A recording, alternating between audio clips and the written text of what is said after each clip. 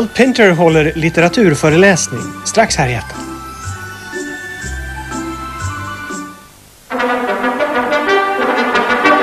Nu är det dags för festen hela världen talar om. En förtrollad kväll fylld av glittrande tiaror, Gourmetmat och genier. Du har första parkett. Nobelpriset 2005. Lördag den 10 december här i SVT.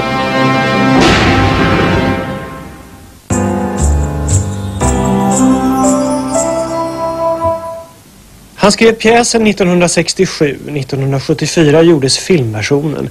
I rollerna ser vi två högt hyllade brittiska skådespelare, David Waller och Dame Peggy Ashcroft. Harold Pinters landskap om 50 minuter. Harold Pinter själv kommer på grund av sjukdom inte medverka vid utdelningen av årets Nobelpris. Inte heller kunde han komma till Börssalen för att hålla den traditionella föreläsningen. Så vi åkte till London istället.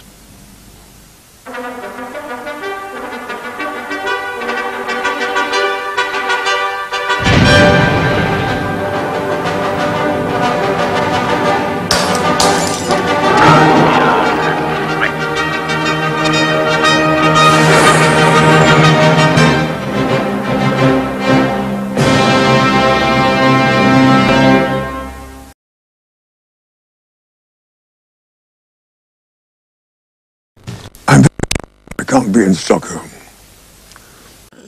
In 1958, I wrote the following. There are no hard distinctions between what is real and what is unreal, nor between what is true and what is false. A thing is not necessarily either true or false. It can be both true and false. I believe that these assertions still make sense and do still apply to the exploration of reality through art. So, as a writer, I stand by them. But as a citizen, I cannot. As a citizen, I must ask, what is true? What is false? Truth in drama is forever elusive. You never quite find it. But the search for it is compulsive. The search is clearly what drives the endeavor. The search is your task. More often than not, you stumble upon the truth in the dark, colliding with it, or just glimpsing an image or a shape, which seems to correspond to the truth, often without realizing that you've done so.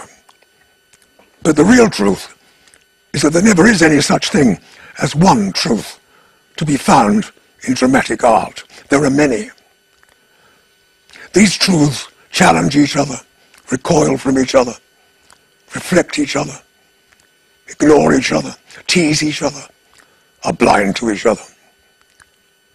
Sometimes you feel you have the truth of a moment in your hand, then it slips through your fingers and is lost. I've often been asked how my plays come about. I cannot say. Nor can I ever sum up my plays, except to say that this is what happened. That is what they said. That is what they did.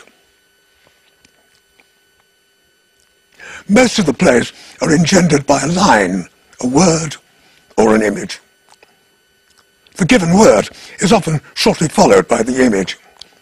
I shall give two examples of two lines which came right out of the blue into my head, followed by an image, followed by me.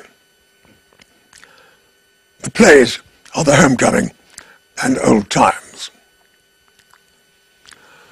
The first line of The Homecoming is, "What have you done with the scissors?" The first line of Old Times is, "Dark." In each case, I had no further information. In the first case, someone was obviously looking for a pair of scissors and was demanding their whereabouts of someone else he suspected had probably stolen them. But I somehow knew that the person addressed didn't give a damn about the scissors, or about the questioner either, for that matter. Dark, I took to be a description of someone's hair, the hair of a woman, and was the answer to a question. In each case, I found myself compelled to pursue the matter. This happened visually, a very slow fade through shadow into light. I always start a play by calling the characters A, B, and C. In the play that became The Homecoming, I saw a man enter a stark room and ask his question of a younger man sitting on an ugly sofa reading a racing paper. I somehow suspected that A was a father and that B was his son, but I had no proof. This was, however, confirmed a short time later when B, later to become Lenny, says to A, later to become Max, "Dad, do you mind if I change the subject? I want to ask you something. The dinner we had before, what was the name of it? What do you call it? Why don't you buy a dog? You're a dog cook, honest. You think you're cooking for a lot of dogs." So, since B calls A Dad, it seemed to be reasonable to assume that they were father and son. A was also clearly the cook, and his cooking did not seem to be held in high regard. Did this mean that there was no mother? I didn't know. But, as I told myself at the time, our beginnings never know our ends. Dark. A large window, evening sky. A man, A, later to become Dealey, and a woman, B, later to become Kate, sitting with drinks. "Fat or thin?" the man asks. "Who are they talking about?" But I then see, standing at the window, a woman, C, later to become Anna, in another condition of light, her back to them, her hair dark. It's a strange moment, the moment of creating characters who up to that moment have had no existence. What follows is fitful, uncertain, even hallucinatory, although sometimes it can be an unstoppable avalanche. The author's position is an odd one. In a sense, he is not welcomed by the characters. The characters resist him. They are not easy to live with. They are impossible to define. You certainly can't dictate to them. To a certain extent, you play a never-ending game with them. Cat and mouse, blind man's buff, hide and seek. But finally, you find that you have people of flesh and blood on your hands. People with will and an individual sensibility of their own, made out of component parts you are unable to change, manipulate, or distort. So language in art remains a highly ambiguous transaction, a quicksand, a trampoline, a frozen pool which might give way under you, the author, at any time. But as I have said, the search for the truth can never stop. It cannot be adjourned, it cannot be postponed. It has to be faced, right there, on the spot. Political theatre presents an entirely different set of problems. Sermonizing has to be avoided at all cost. Objectivity is essential. The characters must be allowed to breathe their own air. The author cannot confine or constrict them to satisfy his own taste or disposition or prejudice. He must be prepared to approach them from a variety of angles, from a full and uninhibited range of perspectives.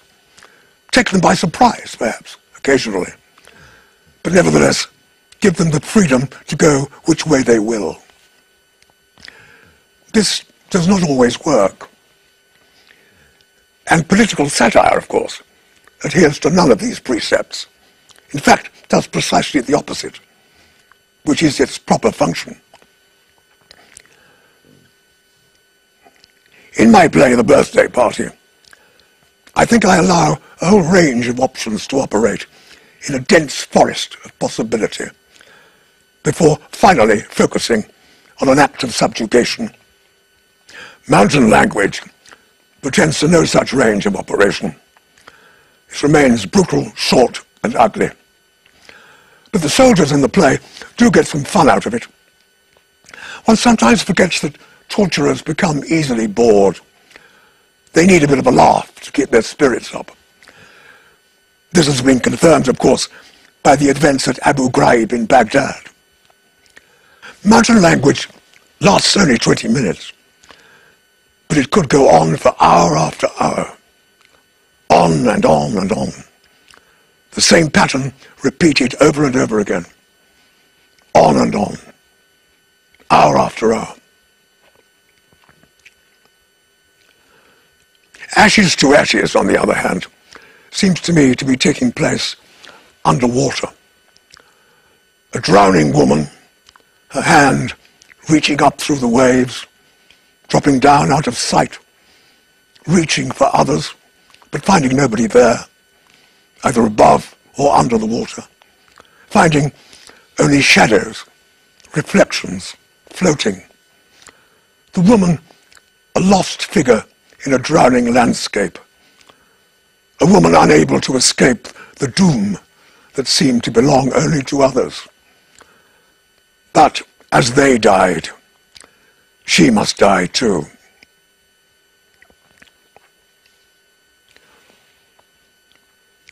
Political language, as used by politicians, does not venture into any of this territory, since the majority of politicians, on the evidence available to us, are interested not in truth, but in power, and in the maintenance of that power.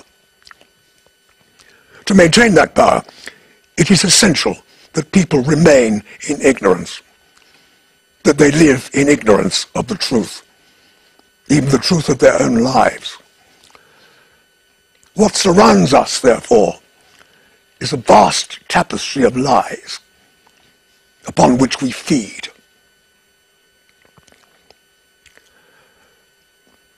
The justification for the invasion of Iraq was that Saddam Hussein possessed a highly dangerous body of weapons of mass destruction, some of which could be fired in 45 minutes, bringing about appalling devastation. We were assured that was true. It was not true. We were told that Iraq had a relationship with Al-Qaeda and shared responsibility for the atrocity in New York of September 11th, 2001. We were assured that this was true. It was not true. We were told that Iraq threatened the security of the world. We were assured it was true. It was not true. The truth is something entirely different. The truth is to do with how the United States understands its role in the world and how it chooses to embody it. But before I come back to the present, I would like to look at the recent past, by which I mean United States foreign policy since the end of the Second World War. I believe it is obligatory upon us to subject this period to at least some kind of even limited scrutiny, which is all that time will allow here. Everyone knows what happened in the Soviet Union and throughout Eastern Europe during the post-war period. The systematic brutality, the widespread atrocities, the ruthless suppression of independent thought. All this has been fully documented and verified. But my contention here is that the United States crimes in the same period have only been superficially recorded, let alone documented, let alone acknowledged, let alone recognized as crimes at all. I believe this must be addressed, and that the truth has considerable bearing on where the world stands now. Although constrained to a certain extent by the existence of the Soviet Union, the United States' actions throughout the world made it clear that it had concluded it had carte blanche to do what it liked. Direct invasion of a sovereign state has never, in fact, been America's favored method. In the main, it has preferred what it has described as low-intensity conflict. Low-intensity conflict means that thousands of people die, but slower than if you dropped a bomb on them in one fell swoop. It means that you infect the heart of the country, that you establish a malignant growth and watch the gangrene bloom. When the populace has been subdued or beaten to death, the same thing, and your own friends, the military and the great corporations, sit comfortably in power, you go before the camera and say that democracy has prevailed. This was a commonplace in US foreign policy in the years to which I refer. The tragedy of Nicaragua was a highly significant case. I choose to offer it here as a potent example of America's view of its role in the world, both then and now. I was present at a meeting at the US Embassy in London in the late 1980s.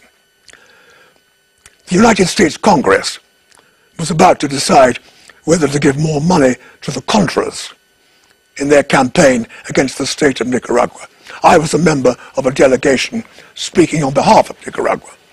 But the most important member of this delegation was a Father John Metcalf. The leader of the United States body was Raymond Seitz, then number 2 to the ambassador, later ambassador himself. Father Metcalf said, "Sir, I am in charge of a parish in the north of Nicaragua. My parishioners built a school, a health center, a cultural center. We have lived in peace. A few months ago, a Contra force attacked the parish. They destroyed everything: the school, the health center, the cultural center. They raped nurses and teachers, slaughtered doctors in the most brutal manner. They behaved like savages. Please demand that the US government withdraw its support from this shocking terrorist activity." Raymond Seitz had a very good reputation as a rational, responsible, and highly sophisticated man. He was greatly respected in diplomatic circles.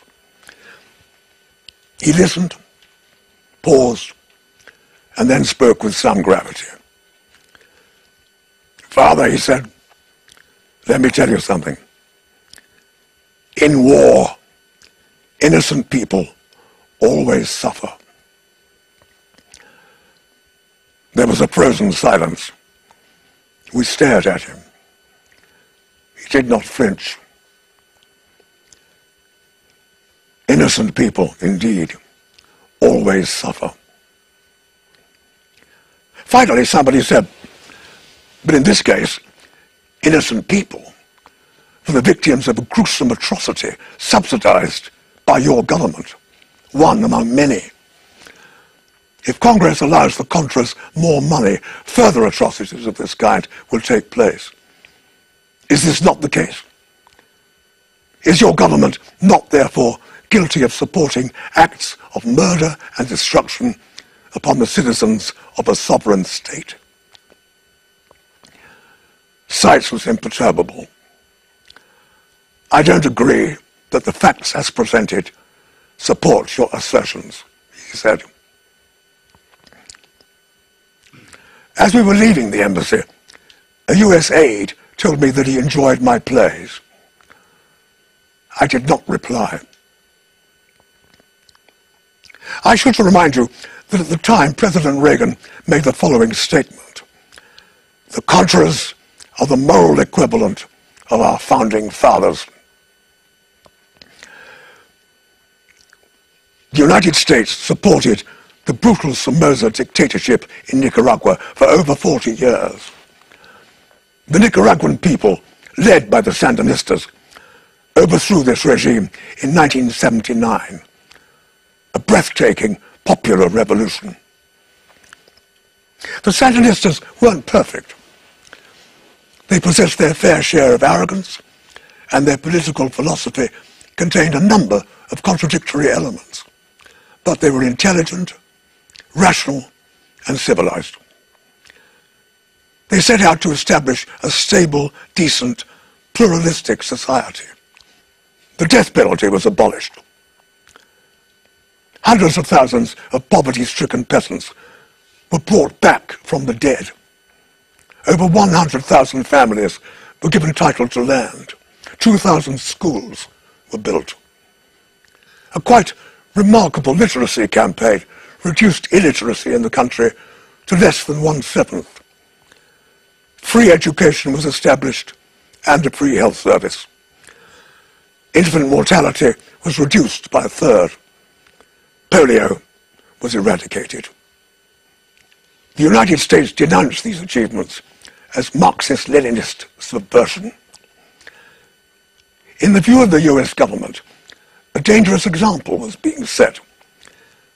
If Nicaragua was allowed to establish basic norms of social and economic justice, if it was allowed to raise the standards of healthcare and education and achieve social unity and national self-respect, neighboring countries would ask the same questions and do the same things. There was, of course, at the time, fierce resistance to the status quo in El Salvador. I spoke earlier about a tapestry of lies which surrounds us. President Reagan commonly described Nicaragua as a totalitarian dungeon. This was taken generally by the media, and certainly by the British government, as accurate and fair comment. But there was, in fact, no record of death squads under the Sandinista government. There was no record of torture. There was no record of systematic or official military brutality. No priests were ever murdered in Nicaragua. There were, in fact, 3 priests in the government, 2 Jesuits and a Maryknoll missionary. The totalitarian dungeons were actually next door, in El Salvador and Guatemala. The United States had brought down the democratically elected government of Guatemala in 1954, and it is estimated that over 200,000 people had been victims of successive military dictatorships. 6 of the most distinguished Jesuits in the world were viciously murdered at the Central American University in San Salvador in 1989 by a battalion of the Alcatl Regiment, trained at Fort Benning, Georgia, USA. That extremely brave man, Archbishop Romero, was assassinated while saying Mass. It is estimated that 75,000 people died. Why were they killed? They were killed because they believed a better life was possible and should be achieved. That belief immediately qualified them as communists. They died because they dared to question the status quo, the endless plateau of poverty, disease, degradation, and oppression which had been their birthright. The United States finally brought down the Sandinista government. It took some years and considerable resistance, but relentless economic persecution and 30,000 dead finally undermined the spirit of the Nicaraguan people. They were exhausted and poverty-stricken once again. The casinos moved back into the country. Free health and free education were over. Big business returned with a vengeance. Democracy had prevailed. But this policy was by no means restricted to Central America. It was conducted throughout the world. It was never ending. And it is as if it never happened. The United States supported, and in many cases engendered, every right-wing military dictatorship in the world after the end of the Second World War. I refer to Indonesia, Greece, Uruguay, Brazil, Paraguay, Haiti, Turkey, the Philippines, Guatemala, El Salvador, and of course, Chile. The horror the United States inflicted upon Chile in 1973 can never be purged and can never be forgiven. Hundreds of thousands of deaths took place throughout these countries. Did they take place? And are they, in all cases, attributable to US foreign policy? The answer is yes. They did take place. And they are attributable to American foreign policy. But you wouldn't know it. It never happened. Nothing ever happened. Even while it was happening, it wasn't happening. It didn't matter. It was of no interest. The crimes of the United States have been systematic, constant, vicious, remorseless, but very few people have actually talked about them. You have to hand it to America. It has exercised a quite clinical manipulation of power worldwide, while masquerading as a force for universal good. It's a brilliant, even witty, highly successful act of hypnosis. I put to you that the United States is without doubt the greatest show on the road. Brutal, indifferent, scornful, and ruthless it may be, but it's also very clever. As a salesman, it is out on its own, and its most saleable commodity is self-love. It's a winner. Listen to all American presidents on television say the words, "the American people."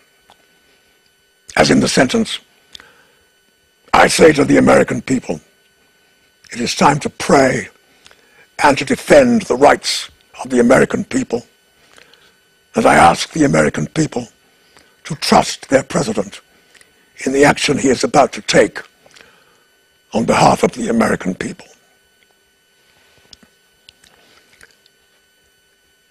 It's a scintillating stratagem. Language is actually employed to keep thought at bay. The words American people provide a truly voluptuous cushion of reassurance. You don't need to think. Just lie back on the cushion. The cushion may be suffocating your intelligence and your critical faculties, but it's very comfortable. This does not apply, of course, to the 40 million people living below the poverty line and the 2 million men and women imprisoned in the vast gulag of prisons which extends across the United States.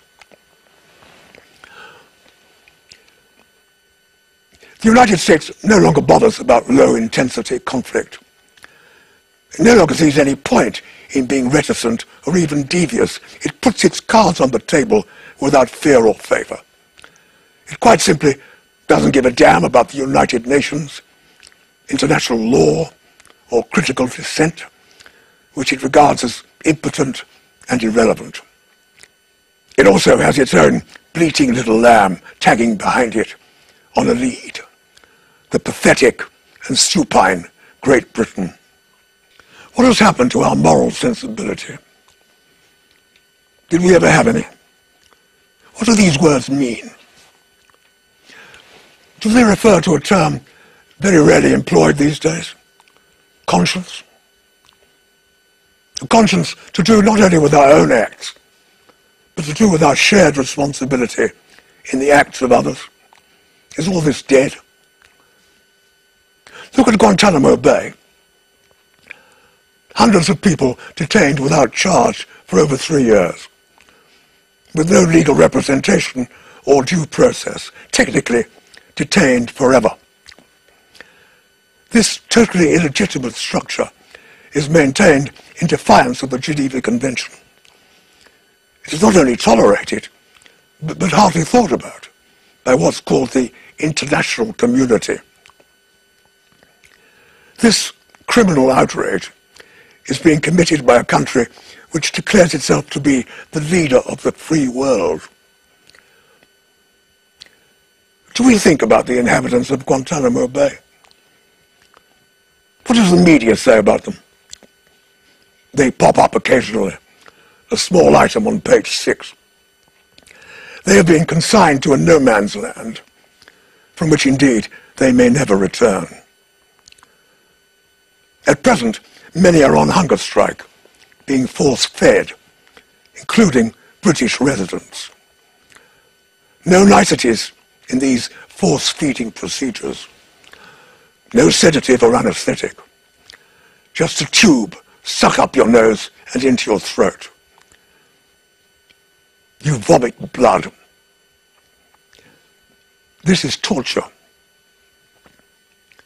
What has the British Foreign Secretary said about this? Nothing. What has the British Prime Minister said about this? Nothing. Why not?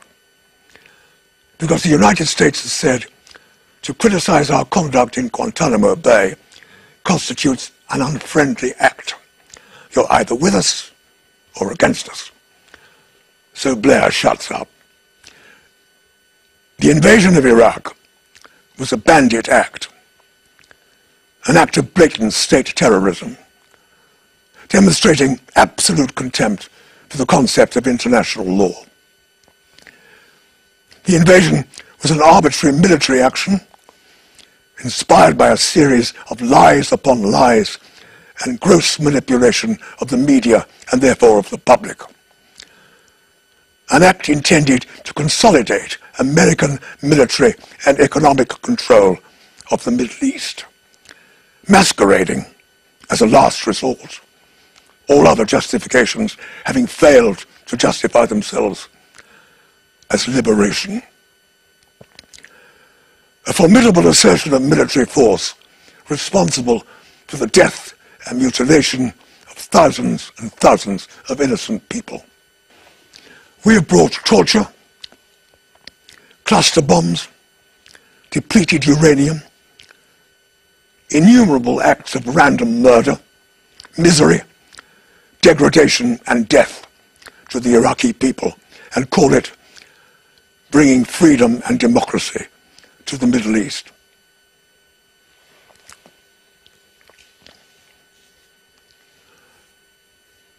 How many people do you have to kill before you qualify to be described as a mass murderer and a war criminal?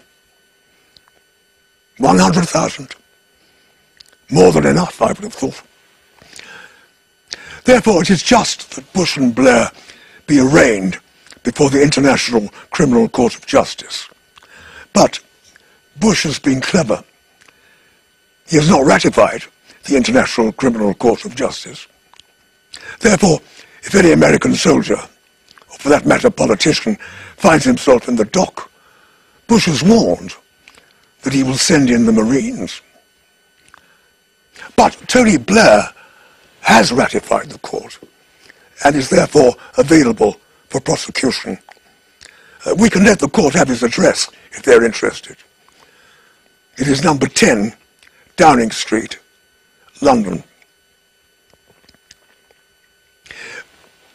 Death, in this context, is irrelevant. Both Bush and Blair placed death well away on the back burner. At least 100,000 Iraqis were killed by American bombs and missiles before the Iraq insurgency began. These people are of no moment. Their deaths don't exist. They are blank. They're not even recorded as being dead. "We don't do body counts," said the American general, Tommy Franks. Early in the invasion, there was a photograph published on the front page of British newspapers of Tony Blair kissing the cheek of a little Iraqi boy. "A grateful child," said the caption.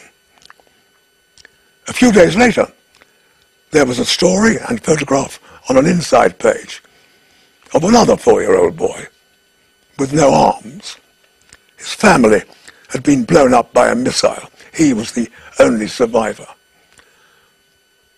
"When do I get my arms back?" he asked. This story was never referred to again. Well, Tony Blair wasn't holding him in his arms, nor the body of any other mutilated child, nor the body of any bloody corpse.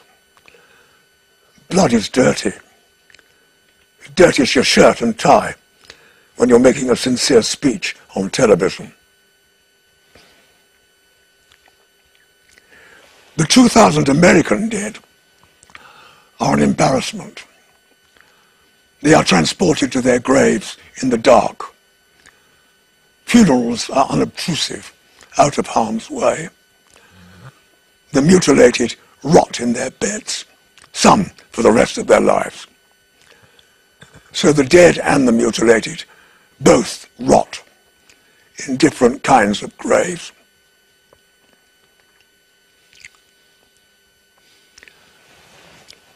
Here is an extract from a poem by Pablo Neruda. I'm explaining a few things.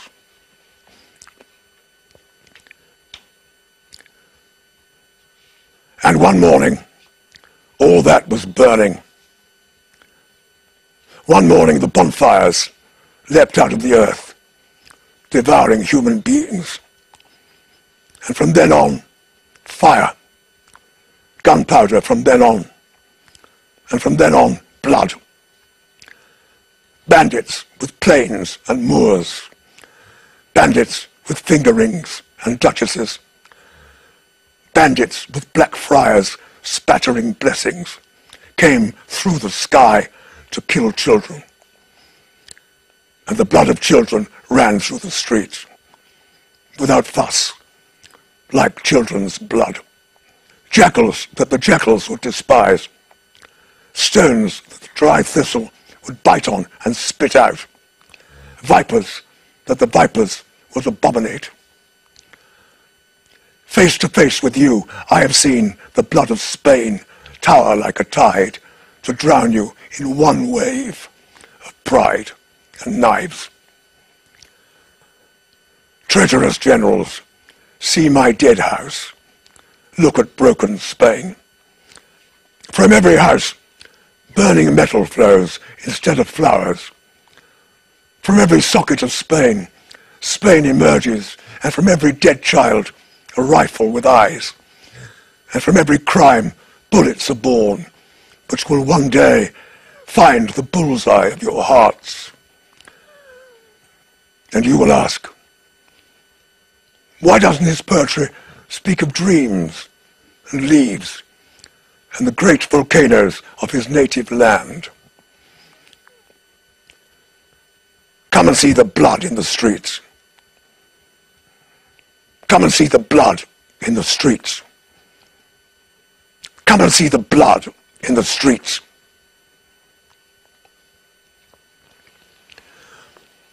Let me make it quite clear that in quoting from Neruda's poem, I am in no way comparing Republican Spain to Saddam Hussein's Iraq.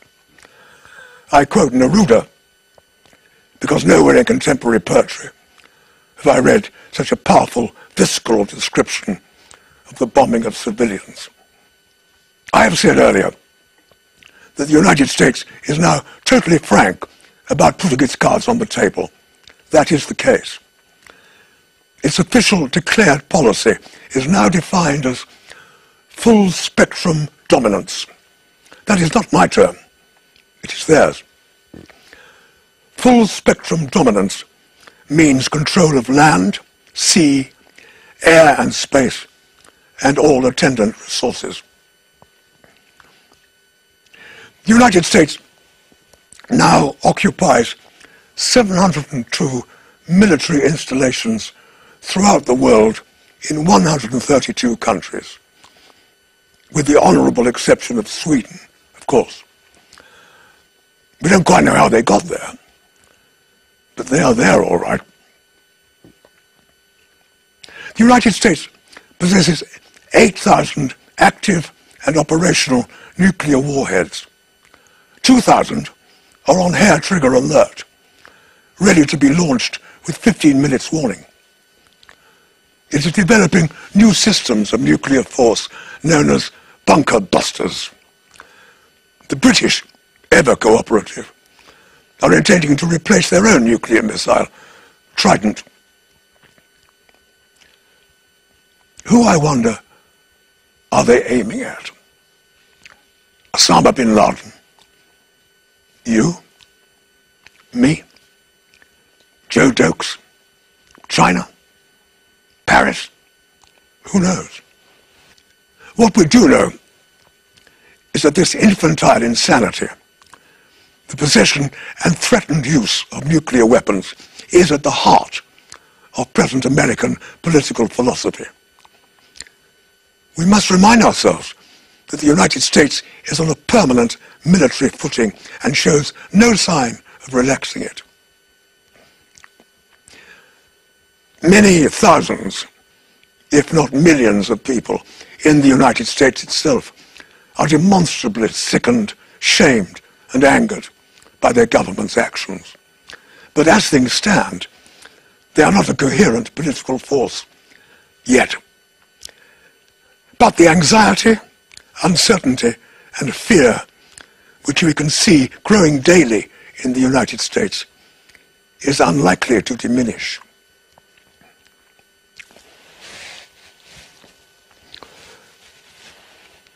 I know that President Bush has many extremely competent speechwriters, but I would like to volunteer for the job myself. I propose the following short address, which he can make on television to the nation. I see him grave, hair carefully combed, serious, winning, sincere, often beguiling, sometimes employing a wry smile, curiously attractive, a man's man. God is good. God is great. God is good. My God is good. Bin Laden's God is bad. His is a bad God. Saddam's God was bad, except he didn't have one. He was a barbarian. We are not barbarians. We don't chop people's heads off. We believe in freedom. So does God. I am not a barbarian. I am the democratically elected leader of a freedom-loving democracy. We are a compassionate society. We give compassionate electrocution and compassionate lethal injection. We are a great nation. I am not a dictator. He is. I am not a barbarian. He is. They all are. I possess moral authority. You see this fist? This is my moral authority. And don't you forget it. A writer's life is a highly vulnerable, almost naked activity. We don't have to weep about that. The writer makes his choice and is stuck with it. But it is true to say that you are open to all the winds. Some of them I see indeed. You are out on your own, out on a limb. You find no shelter, no protection, unless you lie. In which case, of course, you have constructed your own protection and, it could be argued, become a politician. I have referred to death quite a few times in this speech. I shall now quote a poem of my own called Death.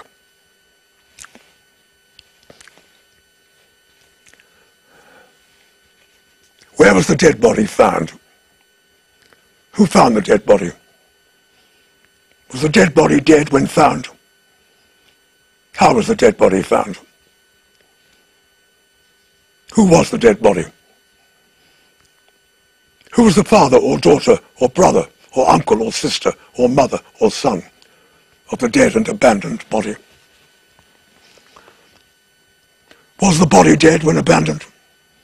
Was the body abandoned? By whom had it been abandoned? Was the dead body naked or dressed for a journey? What made you declare the dead body dead? Did you declare the dead body dead? How well did you know the dead body? How did you know the dead body was dead? Did you wash the dead body? Did you close both its eyes?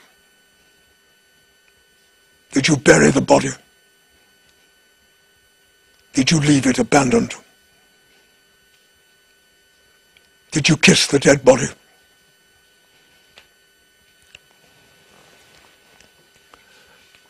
When we look into a mirror, we think the image that confronts us is accurate. But move a millimeter and the image changes. We are actually looking at a never-ending range of reflections. But sometimes a writer has to smash the mirror, for it is on the other side of that mirror that the truth stares at us. I believe that despite the enormous odds which exist, unflinching, unswerving, fierce intellectual determination as citizens to define the real truth of our lives and our societies is a crucial obligation which devolves upon us all. It is in fact mandatory. If such a determination is not embodied in our political vision, we have no hope of restoring what is so nearly lost to us, the dignity of man.